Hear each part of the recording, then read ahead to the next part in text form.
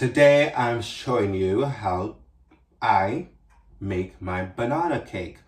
So your next step will be add your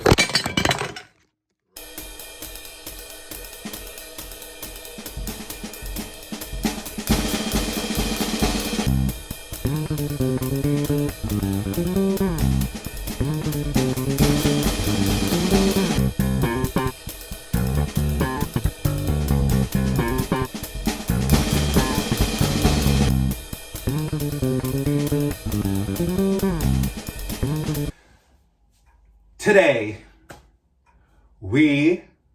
I say we, it's me.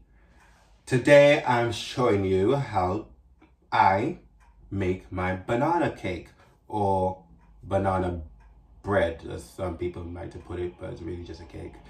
But the other day I made some food for a friend of mine who has been sick, and I know for sure, and he lives by himself, so I know for sure he ain't barely cooking much food when he's sick. So I cooked a whole bunch of things. I cooked him a whole big old tray of macaroni and cheese, some chicken wings, and I made his favorite cake, which is banana cake.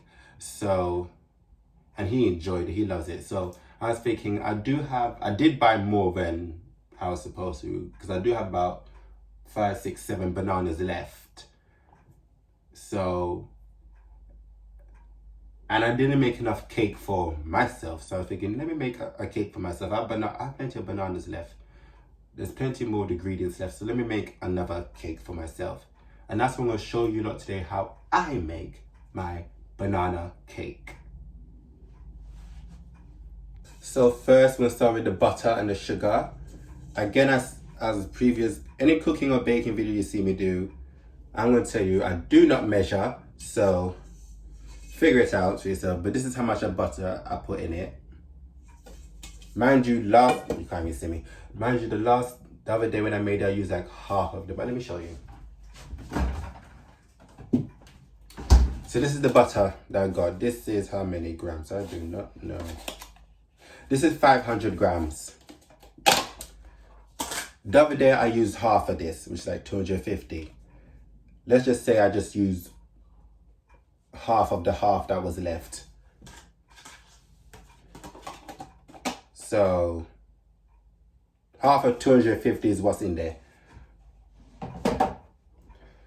And then add the sugar. Again, I'm not measuring.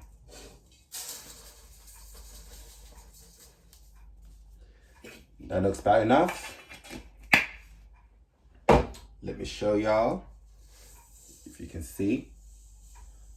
That's how much sugar is in there. I spilled some out. My bad.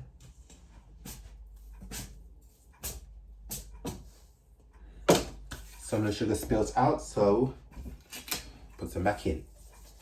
By that much. Right, then we're gonna whisk it together until it's nice and creamy. Right, next I'm going to add, after you whisk that up, make it light and fluffy. Let me show you what it looks like. Should look somewhat looking like this. Yikes. Now it's time to add 3 eggs or 4. I'm running out of eggs. I think I have 5 left, and plus I haven't eaten breakfast yet, so I'm gonna save 2 for my breakfast. So I'm gonna use 3. Last time I used 4.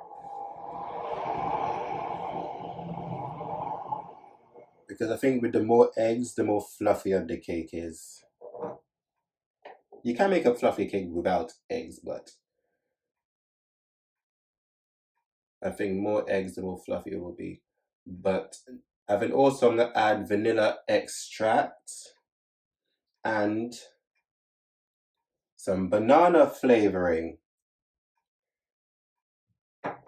Even though I am using actual bananas, but just in case, and they are ripe, like they are going brown, but just in case the flavor won't come out, and I add a little bit of this, so the flavor's there. So yeah, whisk, beat the eggs, add the vanilla, add the flavoring, and then we move on from there.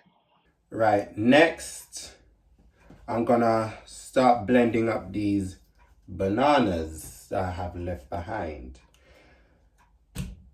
I don't know why I don't have an actual proper blender. I have this active blend thing, which is not hoping is big enough to fit all 7 of these bananas in. I must have peeled and just chop them up with my hands. But yeah, I'm gonna blend bananas. This is how it's looking after I mix all the eggs and stuff. I don't want to pour it. Let me show you. I don't want to pour it on the table. Can you see? That's how it's looking.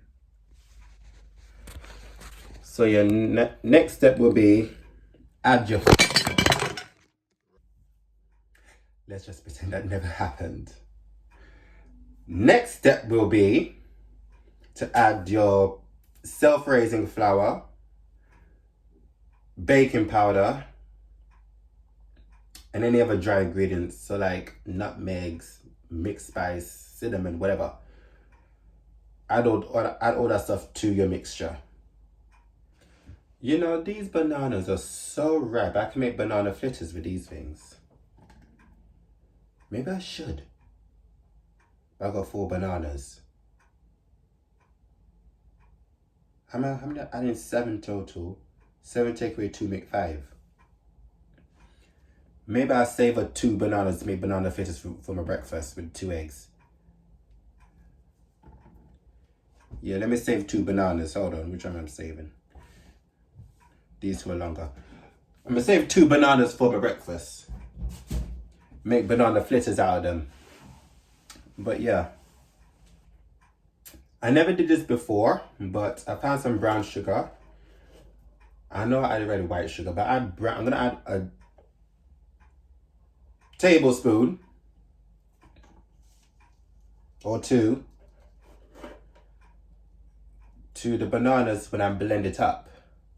Next, I'm gonna add my self-raising flour. Again, I'm not measuring this thing. We're going off of vibes.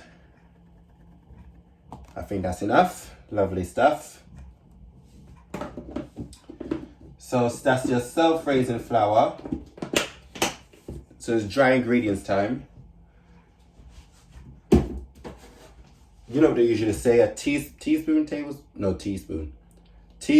of baking powder. I can't find a teaspoon right now, so I'm going to use a bit of this. Yeah.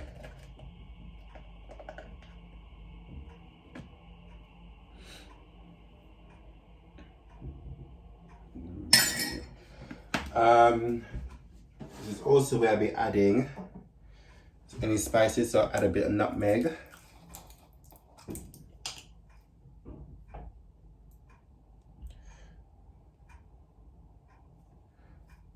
I'm gonna add a bit of mixed spice.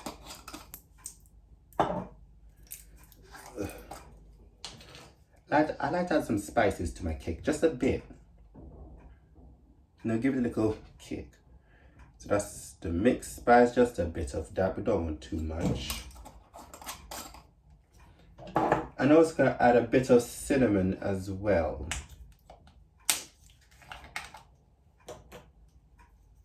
Not too much, because we still want that banana flavor.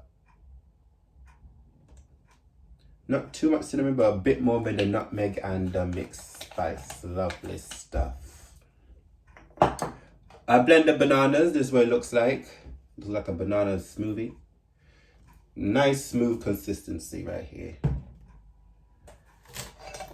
After I mix the dry ingredients, that's when I add the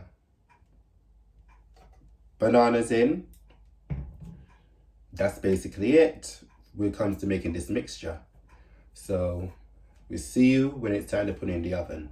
Let me turn my oven on. Right, I just finished mixing the flour. This is what it's looking like. This recipe I just mentioned is literally a recipe for a plain simple cake. If you don't know how to bake, don't know how to bake a cake, these first few steps I told you are literally ingredients for a plain simple cake. You have to start from somewhere.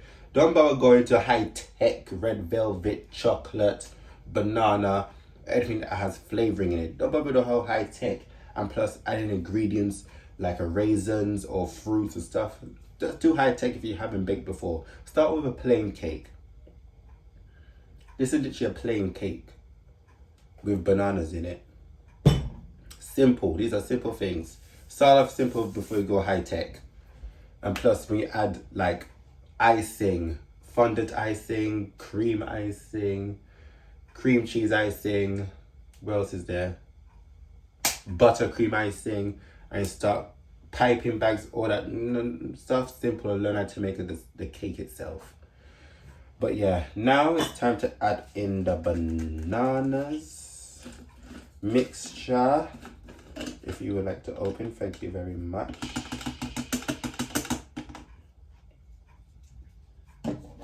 Can I just say, I do not like bananas. As in, I will not eat this or drink this. But put it into a food form like banana cake, banana fritters, which I should record for a separate episode. I'm going to show you how to make banana fritters. Another simple thing. But yeah, I will not eat or drink bananas, but put it into a cake, fry it up into some fritters, I will eat it. I'm gonna add the whole entire thing in there. Ooh, that's a lot. This thing best come out tasting like banana. Some nanners. Lovely. Lovely stuff. Now, gonna mix that in. Lovely. Oh, forgot. Raisins. I'm gonna add a bit of raisins to it. I'm gonna get a bowl, put the raisins in it, put a bit of the self-raisin flour. Now I heard the key to make raisins or fruits or whatever that you're putting in the cake, in order for it to not sink all the way to the bottom, you have to coat it with flour. Since I'm using self-raisin flour, I'm coating it with self-raisin flour so that it can not sink to the bottom, and then it can just be, when you cut the cake, you see raisins here, and not just all at the bottom. So yeah, coat your fruits, coat your raisins, coat whatever the hell you put in this cake. Especially if it's like fruits, raisins, all them things there. Coat it with the flour. And yeah, and that's it. Right, I've got the raisins in a bowl. I'm not using too much raisins because I'm not that big of a raisin fan anymore. But I used to when I was younger in primary school, in the top shop, come in a little cart, get the raisins for like 10p, and get the small Evian bottled waters for like 50p or so. They still do that now in primary schools. I wonder how much they're charging. Probably £1 for the bottle, for a small little bottle. But yeah, anyway, this is what the raisins look like. Coated up in flour. Coated up in the flour. Make sure it's heavily coated, because we don't want them to sink to the bottom. Lovely stuff. Just gonna add that in. Yada yada yada yada yada.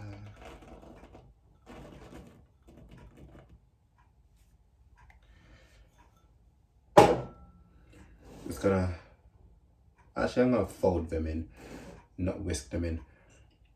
I need my cake tin. Right, next, get your cake tin. Well, should have put the butter back in the fridge.